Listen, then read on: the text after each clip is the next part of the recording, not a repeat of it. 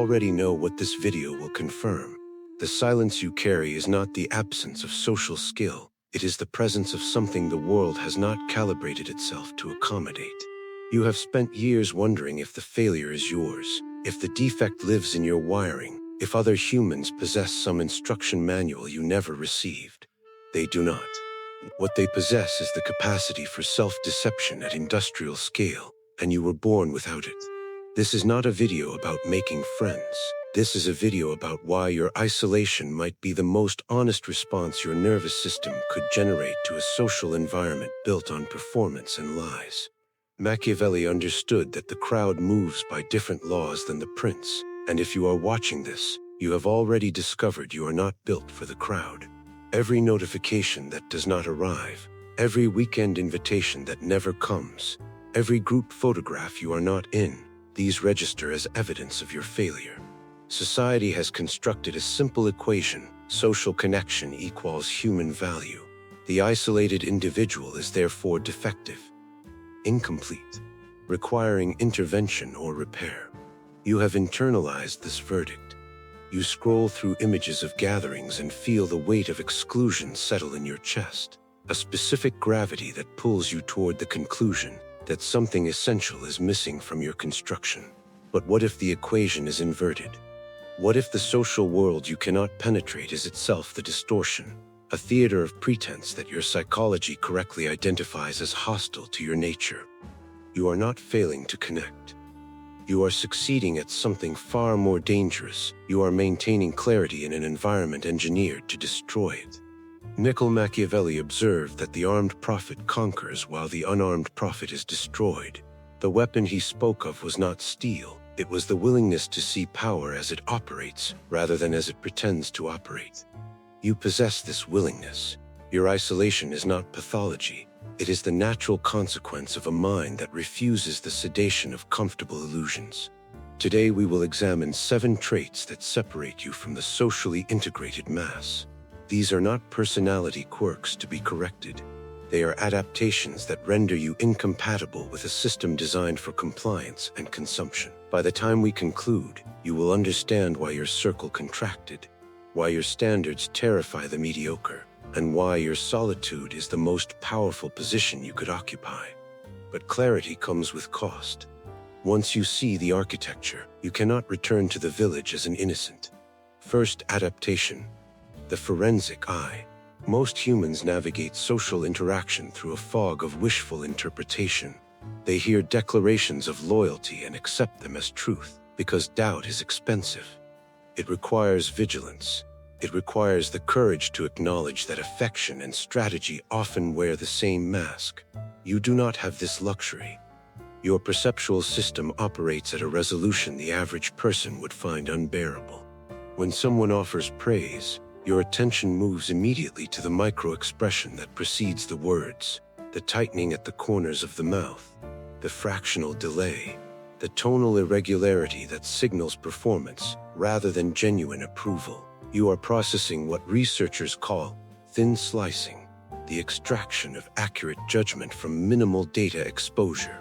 This is not paranoia. This is pattern completion running at speeds that bypass conscious deliberation. The forensic eye sees the gap between what people say and what their bodies reveal. It tracks the contradiction between stated values and actual behavior. It notices when someone agrees with you but their pupils constrict, when they express concern but their posture withdraws. For the socially integrated, these signals dissolve into background noise. They can ignore the dissonance because their survival strategy depends on optimism and trust. Yours depends on accuracy. You cannot afford to miss the predator who smiles while calculating your vulnerability. This makes every social gathering an exhausting exercise in data management. You are not participating, you are documenting. You are watching the performance unfold while everyone else is inside the performance, lost in the comfort of their roles. This creates an unbridgeable distance. People sense your observation. They feel the weight of your attention even when you remain silent. It destabilizes them because they are accustomed to audiences who accept the script without question. Your presence forces them into self-consciousness. They begin to monitor their own performance, to wonder what you are seeing that they are trying to hide. This discomfort manifests as hostility. They will label you judgmental, cold, difficult to read. What they mean is that you are a threat to the collective agreement to pretend. When friendships dissolve, ask yourself, did the relationship fail, or did the mask finally slip? Did they abandon you, or did they flee from the mirror you held up? Your forensic eye is not a defect. It is a defense mechanism against a world where deception is the price of admission to the social contract. You see through the contract, which means you cannot sign it. Second adaptation, the depth imperative. There exists in your nervous system a biological intolerance for information that does not compound. Small talk, the ritual exchange of weather observations, scheduling updates, celebrity gossip, does not register as connection. It registers as noise, a meaningless expenditure of cognitive resources that could be allocated toward understanding something that actually matters. Psychologists identify this as high need for cognition, a trait that correlates with openness and intellectual aggression. But the term fails to capture the physical dimension. Engaging in shallow conversation does not merely bore you. It drains your dopamine reserves and elevates your cortisol. Your body treats it as a stressor, not as social bonding. You are allergic to entropy. Most of humanity operates at the base of the hierarchy: survival concerns, safety maintenance, tribal belonging. Their conversations reflect these preoccupations. They discuss other people because people are the primary threat and resource in their environment. You operate at a different altitude. You want to discuss ideas, systems, future scenarios, the underlying mechanics that govern visible outcomes. When you attempt to introduce these topics into casual conversation, you encounter resistance. The room goes silent, eyes glaze. Someone redirects to safer ground. You are perceived as too serious, too heavy, unable to relax. The truth is that you relax by going deep. Depth is where your nervous system finds rest. Surface interaction is where it finds threat. This creates an economic problem. You have finite attention, finite energy, finite time. Spending these resources on conversational entropy feels like burning money to produce no heat. You begin to ration your presence.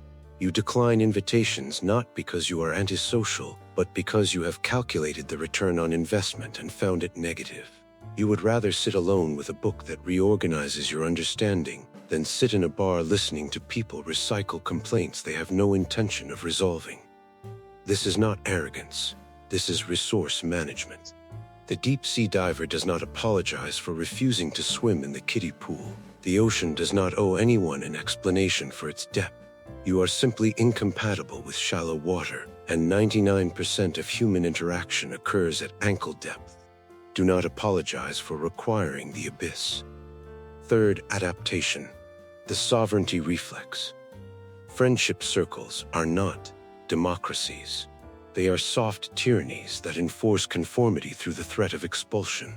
Every social group develops unwritten rules, shared enemies, approved opinions, mandatory attendance at ritual events. These rules are not negotiated. They are imposed through ambient pressure and the silent withdrawal of warmth when violated. Most people comply automatically because tribal rejection was historically a death sentence. The fear is genetic. You possess a mutation. When your nervous system detects arbitrary authority, it triggers a threat response. You do not feel safe in the herd. You feel suffocated. This is the sovereignty reflex. The famous Asch conformity experiments demonstrated that 75% of participants will agree with an obvious falsehood if the group endorses it. When shown 3 lines and asked which matches a reference line, subjects will select the wrong line if confederates choose it first. They override their own perception to maintain group cohesion. You are in the 25% that refuses. When the group selects the short line and calls it long, you state the obvious: they are wrong. This makes you dangerous. Narcissists and tribal leaders require audiences that nod and applaud. They collect followers as status markers. You do not nod, you ask why. And why is the question that collapses fragile authority. Because you cannot be controlled through shame or exclusion, groups will attempt to break you. They will label you arrogant, difficult, a buzzkill. They will exile you and wait for loneliness to drive you back into compliance. This is where you violate their expectations. You do not return. You do not beg for readmission. You use the exile as liberation. You discover that sovereignty is a lonely kingdom, but it is the only kingdom where you are not a subject. While they remain trapped in webs of obligation and performance, you walk your own path. You have traded popularity for autonomy, and autonomy is the ultimate luxury. The sovereign individual does not need the crowd's permission to act. This is why you are isolated. This is also why you are free. Fourth adaptation, the builder's contraction. Most humans treat their lives as waiting rooms. They are waiting for the weekend, the vacation, retirement, death. They use friendship to kill time, to distract themselves from the awareness that they are not building anything that will outlast them. You feel the passage of time like a wound. You are not here to wait. You are here to construct something, a business, a body of work, a philosophy, a version of yourself that justifies the investment of your finite hours. This is the architect trait, and it demands monomania. Neuroscience reveals that the brain operates in two modes: the default mode network, which handles social processing and mind wandering, and the task-positive network, which manages focused execution. These networks are anti-correlated. When one activates, the other suppresses. You cannot build an empire and maintain a thriving social calendar simultaneously. The energy required for deep work and the energy required for social maintenance draw from the same pool. History confirms this pattern. Tesla died alone. Michelangelo was notorious for his isolation. Newton had almost no friends. They were not lamenting this fact. They were too occupied decoding the laws of reality to care about dinner invitations. You have likely realized that every hour spent listening to someone complain about a self-inflicted problem is an hour stolen from your future self. So you began refusing. You said no to the drinks, the parties, the casual hangouts that produce nothing but lost time. When you say no repeatedly, the invitations stop coming. This is not rejection. This is filtration. You are clearing the construction site. You are installing a do not disturb sign on your life, and people interpret this as arrogance. They think you believe you are better than them. You do not think you are better. You simply know you have work to do. The metamorphosis phase requires isolation. The caterpillar dissolves completely inside the cocoon. It has no social life during this process. It undergoes total deconstruction and reconstruction. If you are in that phase, solitude is not optional. It is biological necessity. The friends you lose during your building years were never going to fit inside the structure you are creating. They were designed for the ground floor, and you are building toward the sky. Do not let the world drag you out of the cocoon before your wings have formed. They will crush you. Stay in the dark. Do the work. Emerge only when you are ready to fly. Fifth adaptation. The reflective surface. Have you entered a room, said nothing, and felt immediate hostility? Have you been targeted by bullies or manipulators without provocation? This is not because you are weak. This is because you function as a blank screen onto which others project their shadow material. Carl Jung identified the shadow as the repository of everything the ego refuses to acknowledge about itself: cowardice, selfishness, weakness, dependency. When a person who is fake, insecure, and desperate for validation encounters you, someone who is quiet, self-contained, and self-sufficient, they do not see you. They see the part of themselves they have buried. Your silence amplifies their internal noise. Your independence mocks their dependency. You become a walking accusation of what they are not. The human ego cannot tolerate shame without converting it into aggression.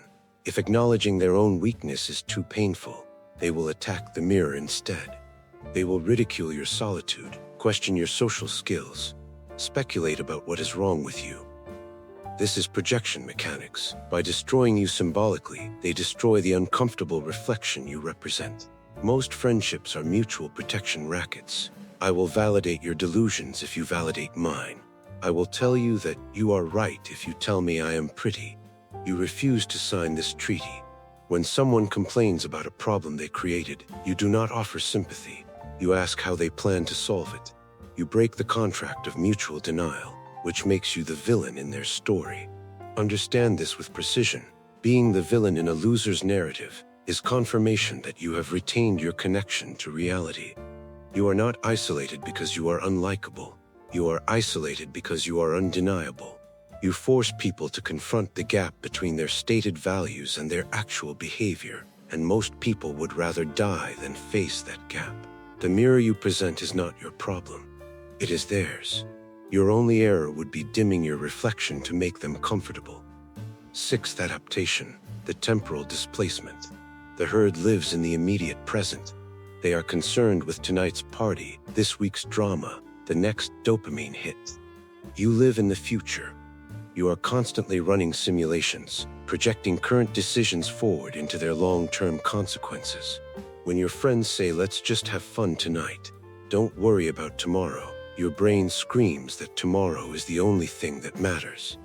You see the divorce that results from the habit they are building today. You see the financial collapse that follows from the spending pattern they are normalizing. You see cause and effect chains that stretch across decades. This is temporal displacement. You are mentally living 5 to 20 years ahead of your peer group.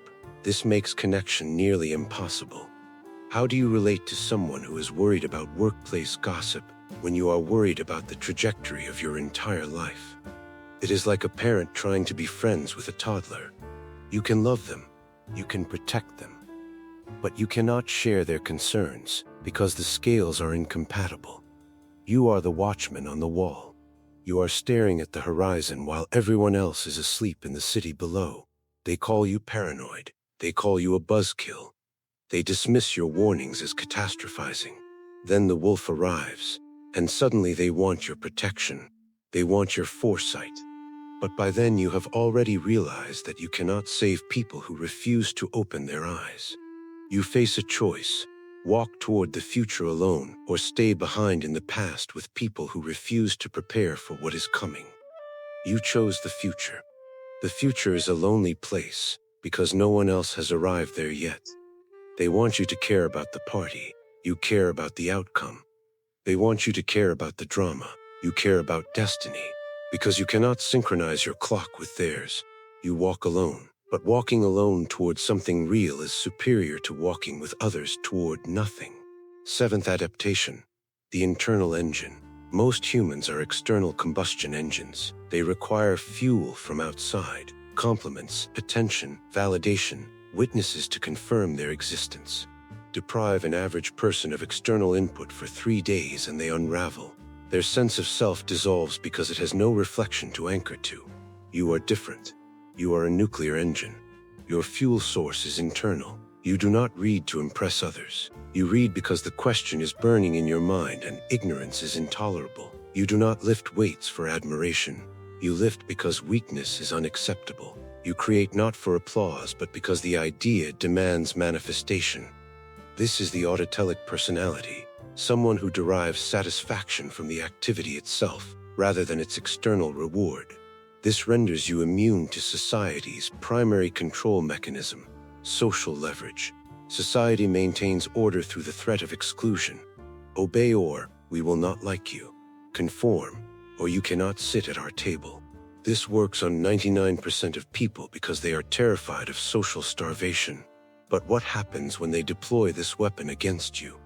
They say we will ignore you, and you respond with indifference. They say you will be alone, and you say you prefer it. This terrifies them.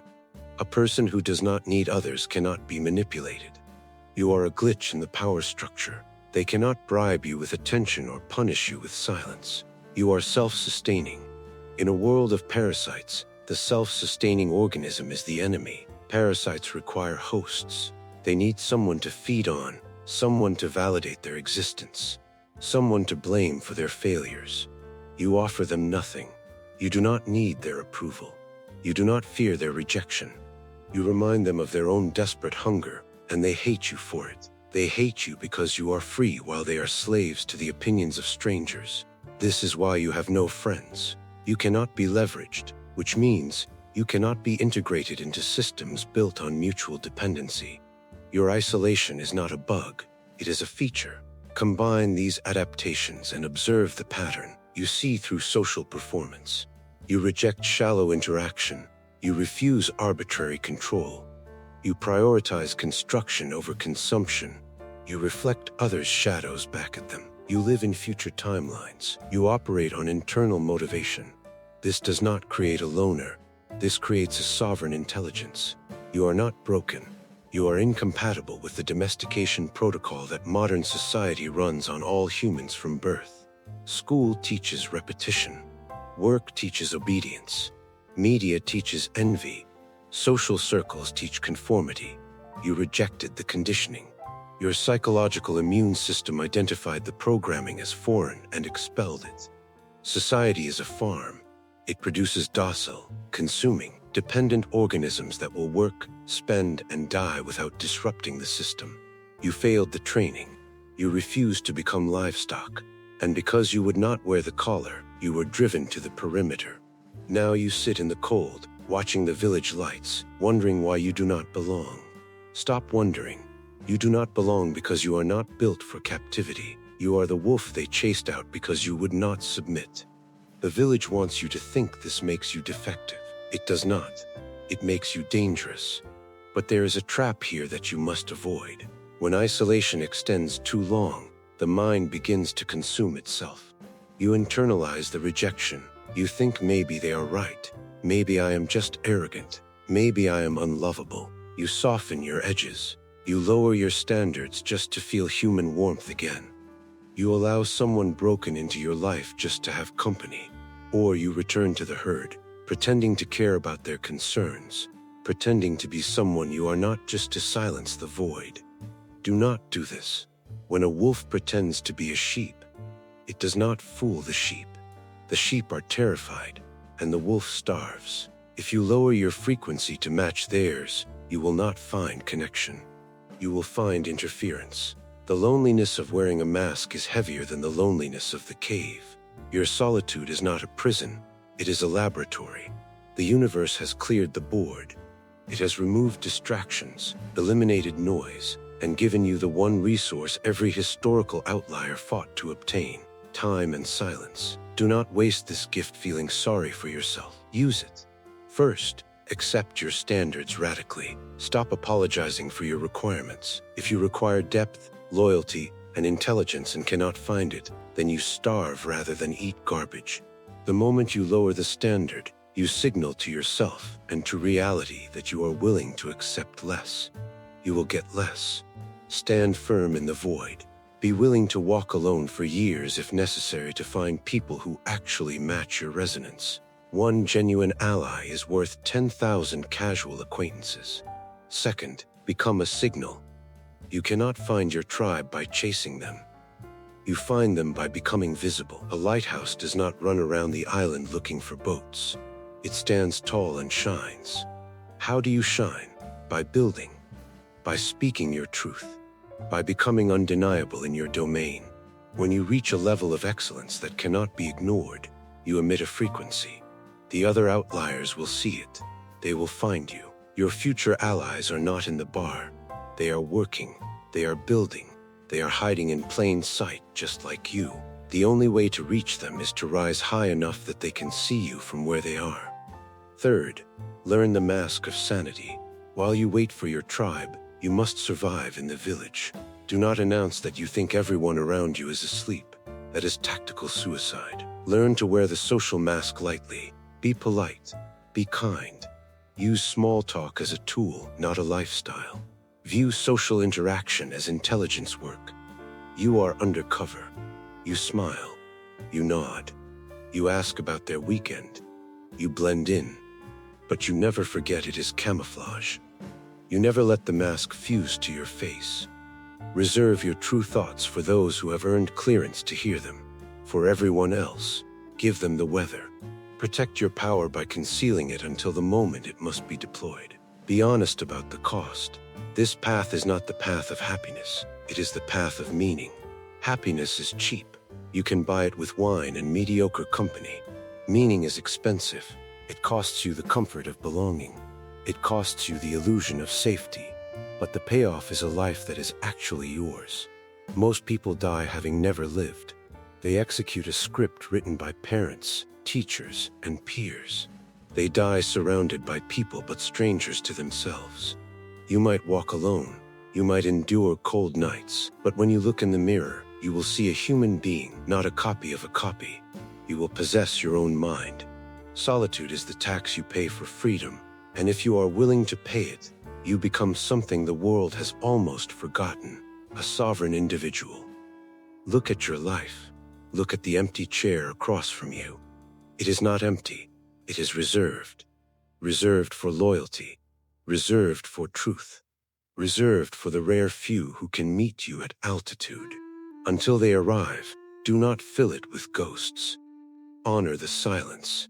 In that silence, you are building the capacity to hold a conversation that can change the world. You are not lonely. You are simply the first one at the meeting point. They are coming. But they only come to those who can endure the wait. Now you know what you are. Will you crawl back into the cage and cut off your wings to fit through the door? Or will you burn the bridge and accept the cold? The moment you stop trying to fit in is the moment you start to ascend. But ascension makes you visible. And when you rise, you do not just attract allies, you attract enemies. The higher you climb, the stronger the wind.